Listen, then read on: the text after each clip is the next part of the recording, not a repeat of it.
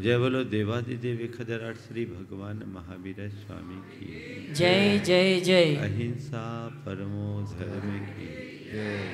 परम पूज आचार्य गुरुवर श्री विद्यासागर जी महाराज की। बोले परम पूजनीय श्री प्रमाण सागर जी महाराज के नमोस्तु गुरुवर नमोस्तु।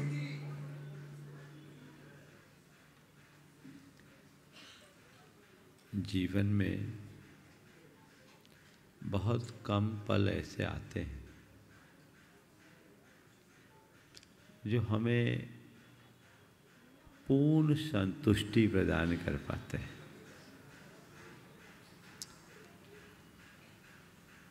हमारे जीवन में असंतुष्टि का पुट अधिक है, संतुष्टि का पुट अल्प है। और जो भी संतुष्टि होती है वो अल्पकालिक होती है, असंतुष्टि दीर्घ काल तक चलती है, सबका अनुभव है।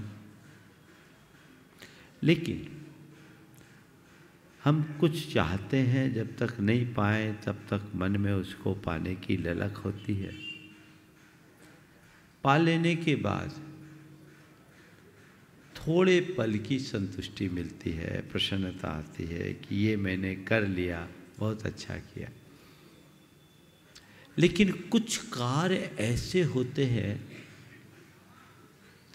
जिन्हें संपन्न करने के उपरांत पूरे जीवन भर के लिए संतोष होता है कि मैंने अपने जीवन में करने योग्य कार्य कर लिया। होता है कि नहीं?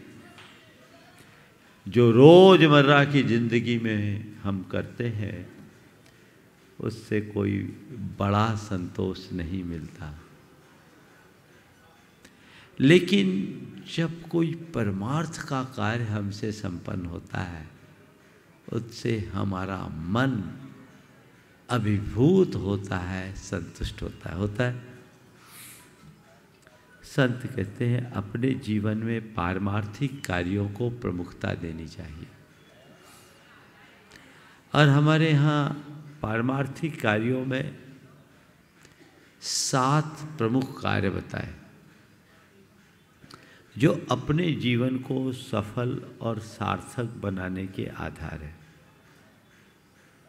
जिनबिंब, जिनागार, जिन यात्रा, प्रतिष्ठिकम, दान, पूजा, सुसिद्धांत, लेखनम, सप्त क्षेत्रयो। इन 7 स्थानों में अपना द्रव्य लगाकर हम अपने आप को कृतार्थ महसूस करते हैं।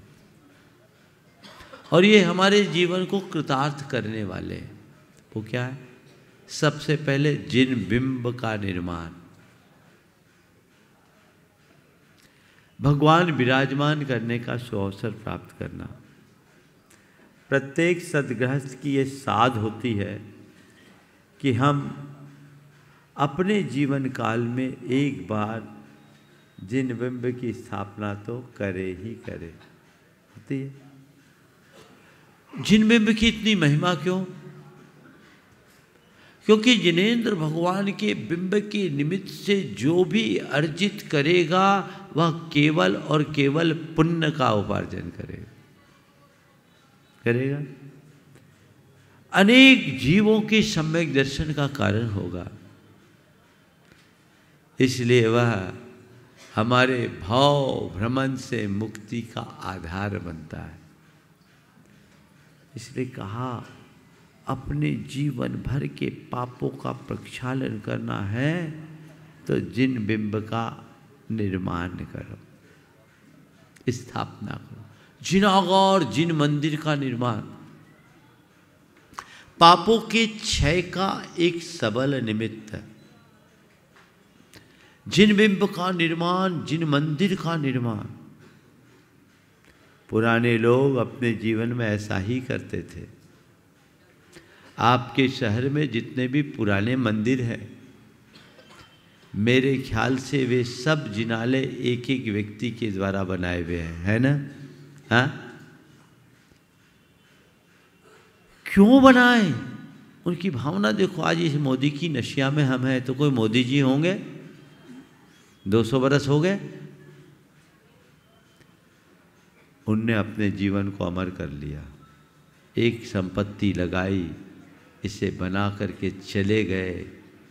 जितना यहाँ लगाए उससे ज़्यादा अपनी संतानों को सौंप के गए होंगे। अब 200 सालों में न जाने कितनी पीढ़ियाँ यहाँ से चले गई होगी।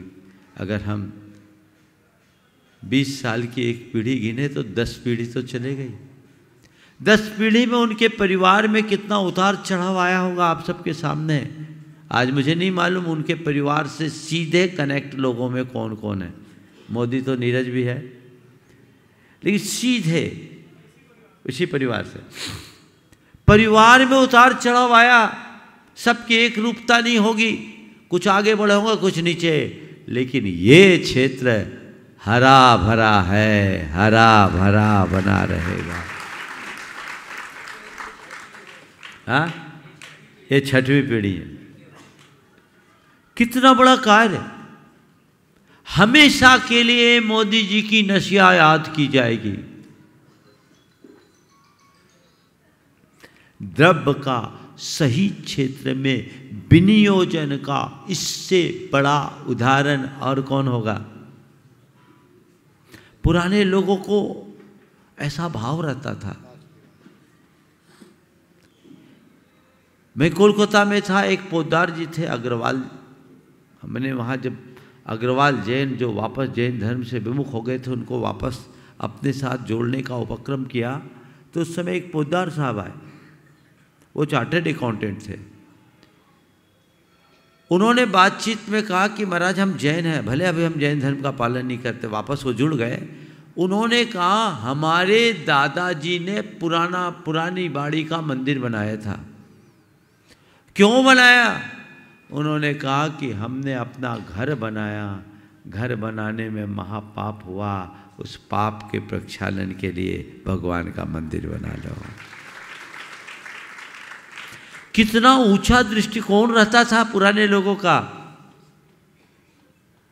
आप सोचिए, कमाई आपके पुरखों से ज़्यादा आज आपकी है, लेकिन आपकी कमाई का पैसा परमार्थ से में कम, विषयों में ज़्यादा लगता है।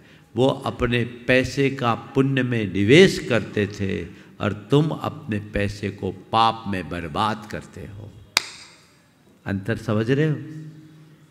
अपने पैसे का, अपने संसाधनों का सद्व्यय कीजिए, उसका पुण्य के कार्य में निवेश कीजिए। अच्छे कार्य में अपना द्रव्य लगाओगे तो अनंत गुना फलेगा, पाप में लगाओगे तो तुम्हें बर्बाद करेगा। जिनविम जिनागार जिन यात्रा तीर्थ यात्रा करो, भगवान की प्रतिष्ठा करो, दान दो चतुर्विध संघ को, आहार औषधि आवास उपकरण, पूजा करो भगवान का, और शास्त्र का प्रकाशन। ये 7 कार्य ऐसे हैं, यहाँ जब भी मौका मिले चूकना नहीं। ऐसे कार्यों के लिए हमें बढ़ चढ़ करके हिस्सा लेना चाहिए और अपने द्रव्य का सदुपयोग करने के लिए तत्परता दिखानी चाहिए। पैसा लोग बहुत कमाते हैं। सुरा सुंदरी के चक्कर में बहाने वाले लोगों की भी कमी नहीं है, पर अपने पैसे को परमार्थ में लगाने वाले कोई विरले होते हैं। अच्छे कार्य में लगाओ। हम उस परंपरा में जन्म लेने वाले और जीने वाले लोग हैं जहाँ खुद रूखी रोटी खाकर भगवान के आगे घी की जोत जलाने की परिपाटी है। उसे याद करिए, उसे सीखिए, उसे अपनाइए और उनका अनुकरण करके जीवन को आगे बढ़ाइए। आज धीरे धीरे लोग अपनी परंपराओं से विमुख हो रहे हैं, आस्थाएं बदल रही है। परिणाम हम सबके सामने है। बर्बादी अधिक है, कल्याण कम। हमें कल्याण के मार्ग में लगना चाहिए और ऐसे कार्यों में जब अपना द्रव्य लगता है, जीवन कृतार्थ होता है, मन में अपार संतुष्टि की अनुभूति होती। बंधुओं, विगत 4 दिनों से हमारा यहाँ प्रवास, लगभग 200 वर्ष पहले किसी ने बनाया, वो बना के चले गए। भगवान की पूजा आराधना कर करके तुम्हारी कितनी पीढ़ियों ने पुण्य उपार्जन किया और अपने जीवन को आगे बढ़ाया। अर्जित पुण्य ही हमारे जीवन को समर्थ बनाता है। तुम आज समर्थ बने हो। आज जिस स्थिति में हो, 25-50 साल पहले ऐसे थे क्या? आगे बढ़े हो ना? किसके बल पर? केवल अपने उद्यम के बल पर? बोलो। आज जो आप हो वो केवल अपने उद्यम के बल पर हो। उद्यम तो है, लेकिन बैकिंग किसकी है? पुण्य की है। और वो बैकिंग किसने दिया? ये धर्मायतन ने दिया। इनके बल पर तुमने इतना अर्जित किया, सब कुछ खड़ा कर लिया, लेकिन आगे आने वाली पीढ़ी भी पुण्य का उपार्जन करते रहे।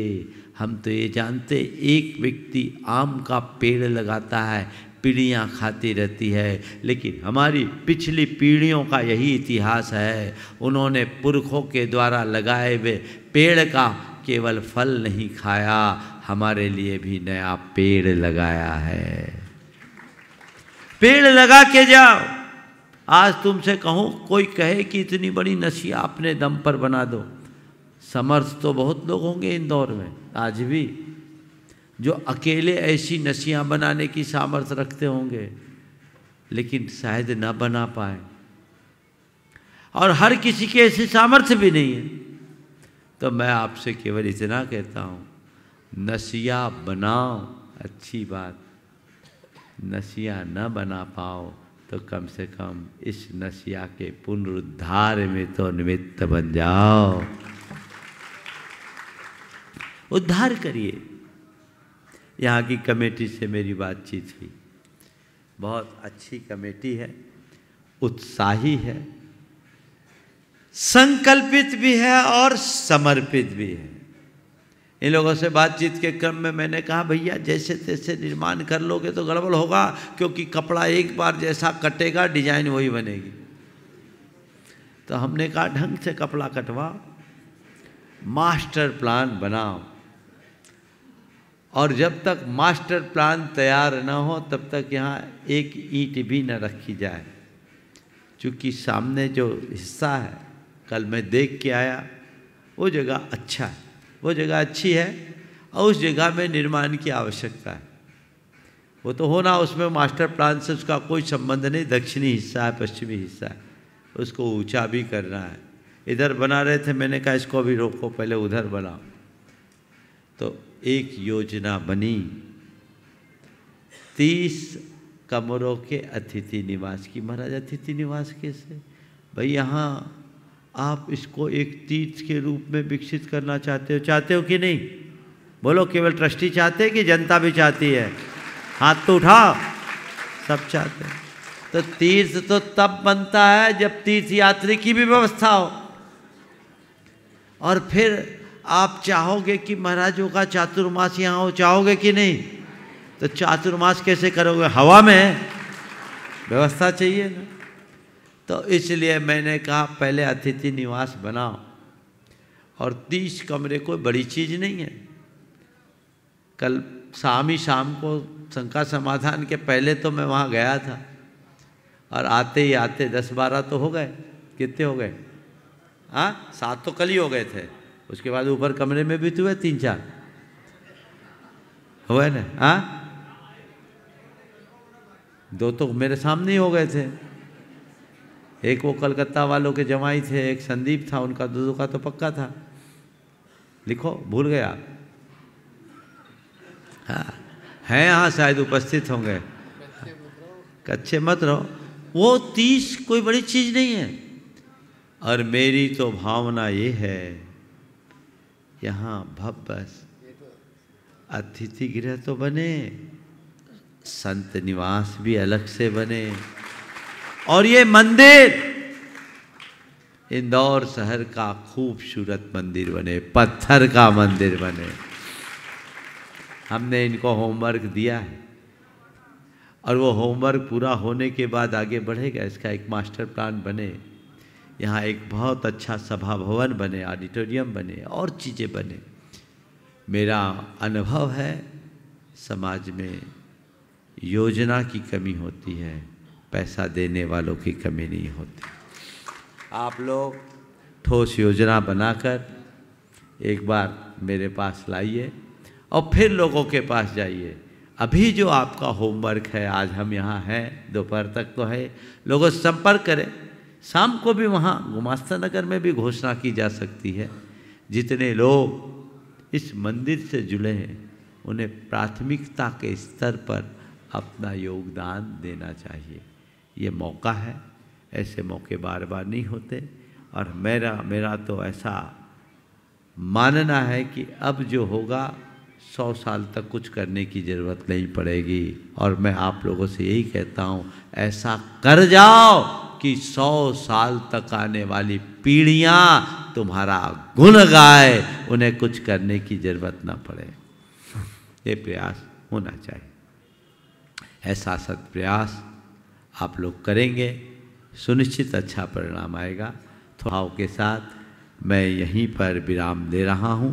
बोलिए परम पूज्य आचार्य गुरुवर श्री विद्यासागर जी महाराज।